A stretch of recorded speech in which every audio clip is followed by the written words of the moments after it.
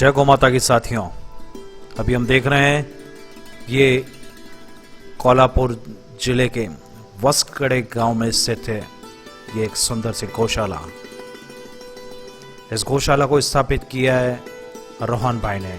यहाँ पर इन्होंने गिर गोवंश और खिलार गोवंश को यहाँ पर रखा है। ये देखिए कितनी खूबसूरत है गिर गोवंश और साथ में खिलार गोवंश की एक प्रजाति यहाँ पर। आइए मिलते हैं रोहन भाई से। आपने अपनी गौशाला के अंदर गिर और खिलार दोनों गोवंश की प्रजातियों को सम्मिलित कर रहा है, क्या कारण रहा है सर? क्या इसका कारण है कि मेरा क्वालिफिकेशन एमकॉम हुआ है, मैं इसलिए मुझे बहुत दिक्कत हो रही थी कि इसलिए आजकल के लोग बहुत बीमार पड़ रहे हैं। इसकी वजह मैं जानना चाहता था। वो इसकी वजह मुझको मालूम हो गई कि पिछले हम पुराने लोग हर घर में एक देसी गाय संभालते थे। इसलिए मैंने घर में एक विनती की कि हमारे घर में भी देसी गाय होनी चाहिए।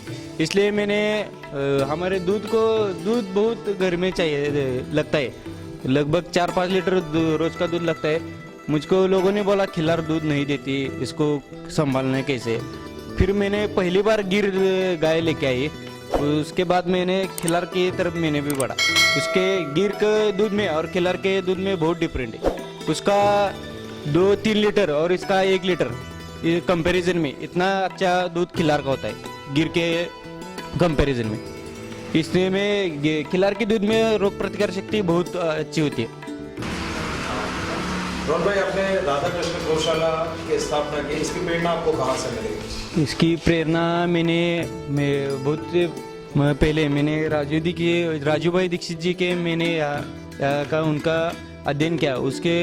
उनसे मुझको ये प्रेरणा बहुत सी मिली कि गाय का महत्व क्या है, गाय से हमको क्या क्या लाभ हो सकते हैं और गाय कुछ हमारे जीवन में क्या क्या कर सकती है। इसकी प्रेरणा मैं सबसे पहले राजू भाई जी को देना चाहता हूँ, वो अभी स्वर्गीय हो चुके हैं। आपने अपने जो है यहाँ पर लगभग 4, जहाँ देख रहा हूँ मैं, लगभग 4 आपने खिलार गोवंश रखे हैं और इसी में 4 लगभग आपके यहाँ देशी गिर नस्ल की प्रजातियाँ यहाँ पर हैं। तो इससे आप क्या क्या गोबर गोमूत्र का उपयोग कर रहे हैं, दूध का क्या उपयोग कर रहे हैं? दूध का हम घी निकालते हैं।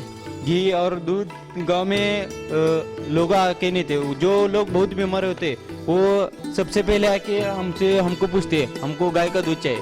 मैं उनसे पूछता हूँ गाय का दूध क्यों। लोग ये हमको बताते हैं कि गाय के दूध में बहुत रोग प्रतिकार शक्ति होती है और वो हमको कम दिनों में हमको बीमारी कम करने के लिए गाय का दूध ही चाहिए। ऐसे लोग ही बोलते हैं, हम नहीं बोलते। हमको मालूम है, लोगों को भी मालूम हुआ है कि गाय का दूध बहुत सर्वश्रेष्ठ दूध है। गोबर गोमूत्र से आप किसी भी प्रकार का औषध का निर्माण कर रहे हैं या सिर्फ? गोबर गोमूत्र से हम गोमूत्र अर्क भी निकालते हैं और गोबर से वो गोवरी आप हिंदी में क्या बोलते, गोवरी बोलते?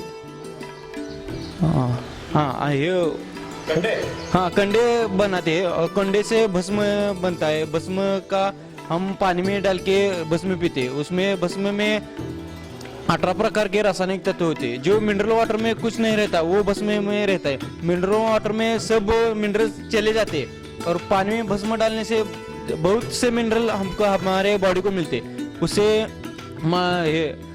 उससे लोग खांसी जुकाम कम आती है और निरोगी रहने को मदद बहुत मिलती है।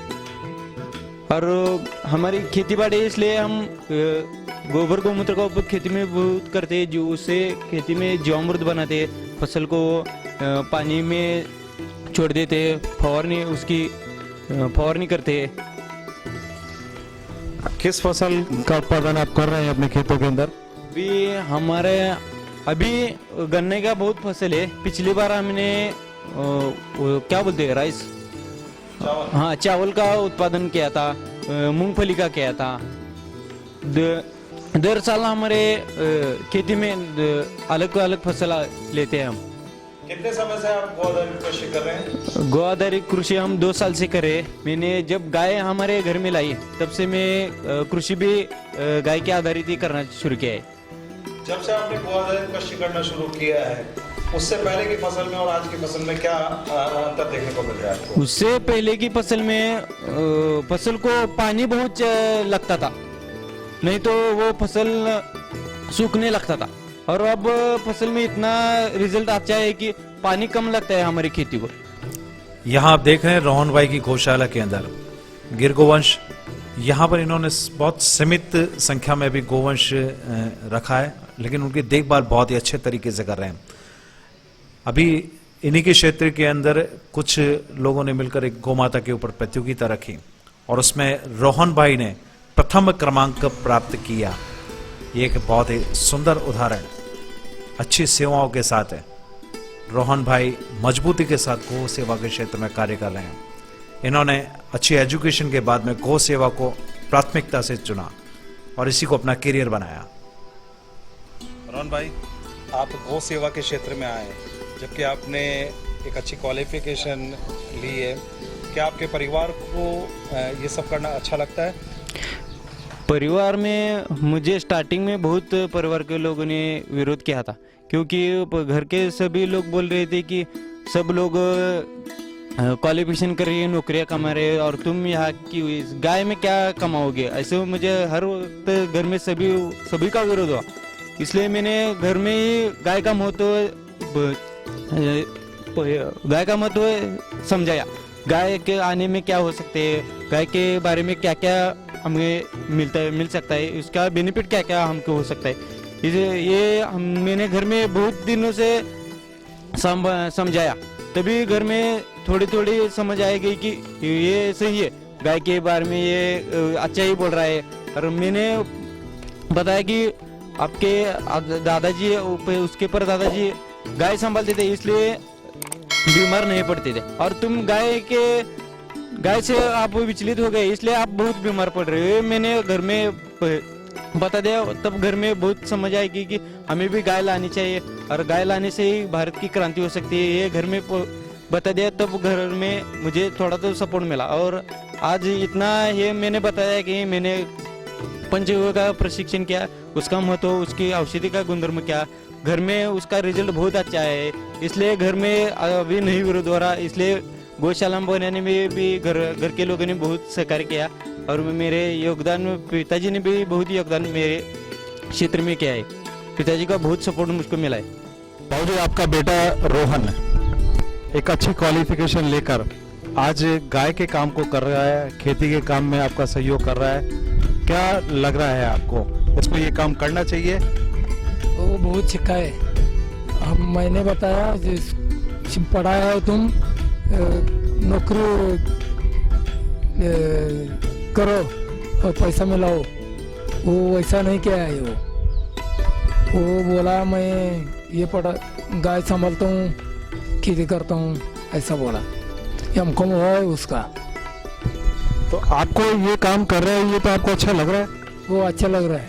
अभी आज का जैसे युवा पीढ़ी है, बड़ी बड़ी मल्टीनेशनल कंपनियों के अंदर नौकरी कर रही है, अच्छा पैकेज इनके पास का है, आज ये गौ सेवा करके आपको उतनी तनख्वाह लाकर नहीं दे रहा होगा, तो कैसा लग रहा है आपको?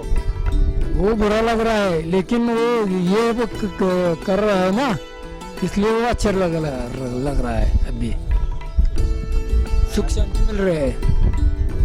आज जैसे गौ सेवा के क्षेत्र के अंदर युवा पीढ़ी वापस से आ रही है, तो आपका बेटा अगर इस दिशा में जा रहा है, तो आप जो देश की युवा पीढ़ी है उसको क्या कहना चाहेंगे कि आपके बेटे ने जो किया है वो सही किया है? तो आज के युवा पीढ़ी है, ये ऐसा करना चाहिए। ऐसा मैंने पण बोला, तुम ये करता हो तो वो कर जाओ, इसलिए वो ये कर रहा है। कितने सालों से ये काम कर रहा है?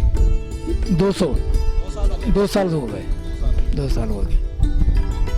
अभी जो आर्थिक दृष्टिकोण से देखा जाए, 2 साल में इसने जो है कितनी आर्थिक उपलब्धि हासिल की या कितना कमा के आपको लाभ दिया है? अभी नहीं कमा के लाया है। तो आगे क्या संभावनाएं नजर आ रही है आपको? आगे कमाएगा, इसलिए वो हम दिया है इसको। किस तरीके से आपको ऐसा लग रहा है कि आगे ये अच्छा कमा पाएगा? कह दे चिकित्सा करेगा वो गोश्त। अच्छा, जैसे आज इन्होंने गो आधारित जो कृषि है, गाय के गोबर गौमूत्र से आपके जो खेत में खाद के रूप में उपयोग कर रहा है, तो आपके जो पिछले उत्पादन और इस अभी के उत्पादन में कोई फर्क नजर आ रहा है आपको? हाँ, फर्क ना आ रहा है। आप रासायन खाद डालते थे, अब वो गोबर और ये डालते हैं ना, पानी कम लगता है।